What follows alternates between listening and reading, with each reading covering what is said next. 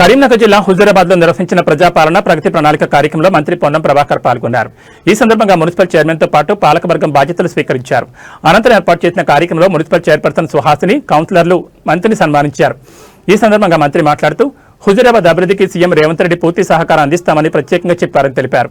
ఎన్నికల వరకే రాజకీయాలు ఉండాలని, అనంతరం ప్రజల ఆకాంక్షలకు అనుగుణంగా పనిచేయాలని పిలుపునిచ్చారు. హుజూరాబాద్ మున్సిపాలిటీ అభివృద్ధి కోసం 300 కోట్ల ప్రతిపాదనలు పంపించామని, ఎంపీ సహకారంతో అభివృద్ధి కార్యక్రమాలు చేపడతామని అన్నారు. మహిళల ఆర్థిక అభివృద్ధికి ప్రభుత్వం కృషి చేస్తోందని తెలిపారు. సీఎం రేవంత్ రెడ్డి నాయకత్వంలో అనేక సంక్షేమ పథకాలు అమలు చేస్తూ ఆర్థిక ఇబ్బందులు ఉన్నప్పటికీ ఇచ్చిన హామీలను ఒక్కొక్కటిగా నెరవేరుస్తున్నామని మంత్రి పేర్కొన్నారు.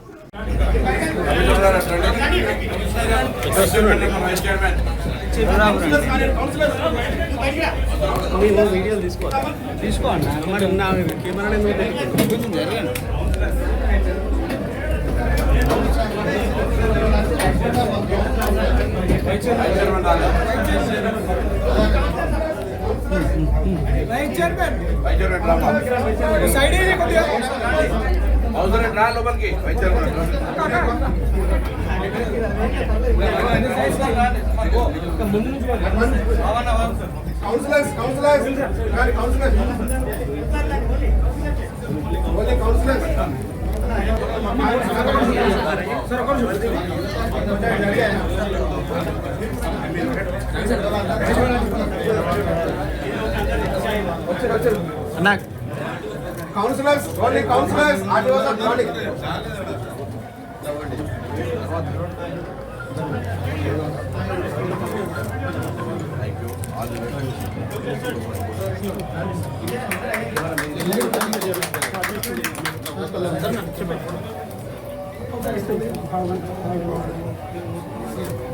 Sir, sir.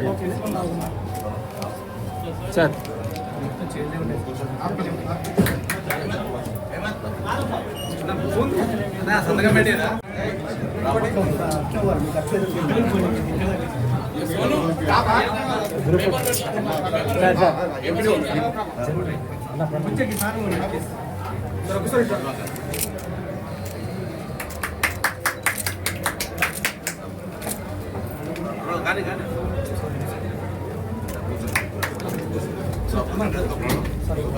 బాయ్ నువ్వు వాళ్ళనే సిమిల్ చేసుకుంటాం, మేము అందరూ ఫేమ్ చేసుకోవాలి కదా.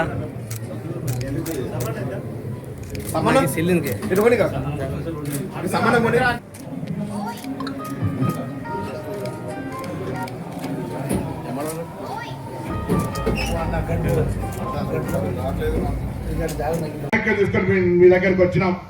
ఇప్పటికే 5K రన్ పేరు మీద, లేదా పరిసరాల పరిశుభ్రత పేరు మీద, లేదా ఇతరత్ర అనేకమైనటువంటి హరేవలై, డ్రంక్ అండ్ డ్రైవ్, డ్రగ్స్, ఈ విధంగా విద్య, వైద్యము, అనేక అంశాల మీద కార్యక్రమాలు రూపొందించడం జరిగింది.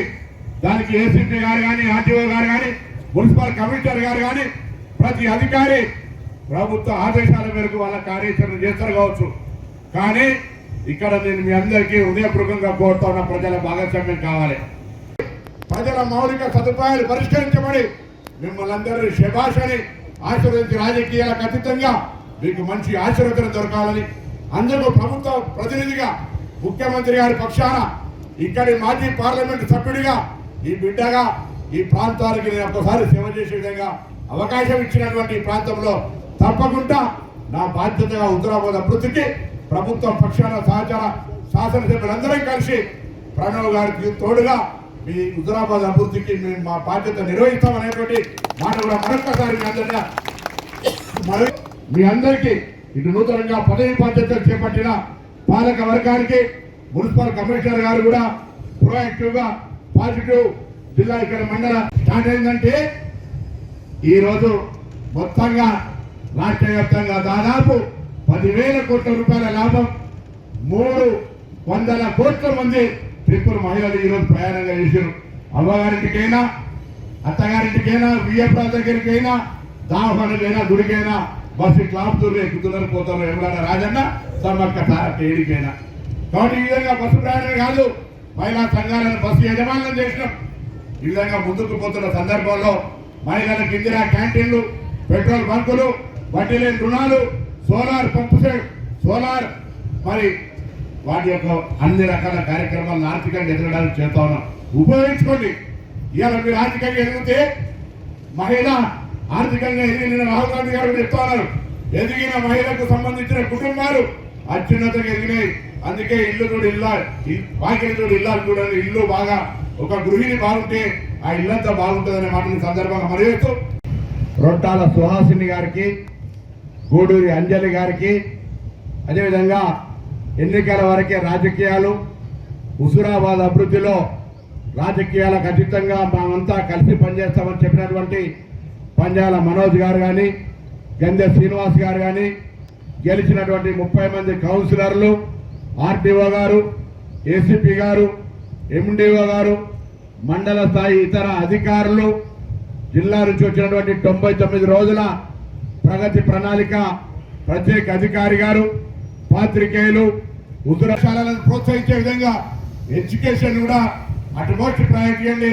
ఇటీవల ఒక సర్వే చేస్తే ఎదిగిన కుటుంబాలు ఇవాళ ఏసీపీ గారు మాధవైనా, వారి ఆర్టీఓ అయినా, వారి మున్సిపల్ చైర్మన్ అయినా వాళ్ళ కులము మతము డబ్బు లెక్కకి రాలే, చదువుకున్నారు కాబట్టి వీళ్ళు ఎక్కడ ఎదిగి ఇక్కడ కూర్చోగలిగారు.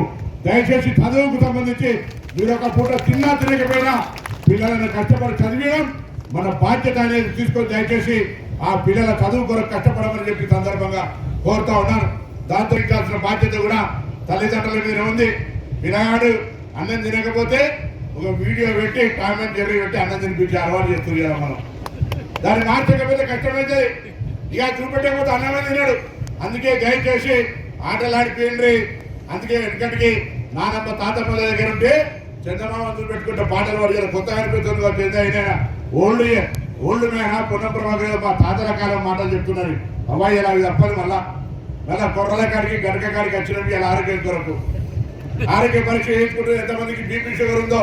కాబట్టి దయచేసి ఇవన్నీ మన జీవితంలో భాగస్వామ్యం చేసుకోవాలి. మంచిగా బతకాలంటే దవాఖానాలు కూడా బతకాలనుకుంటే మనం చెప్పింది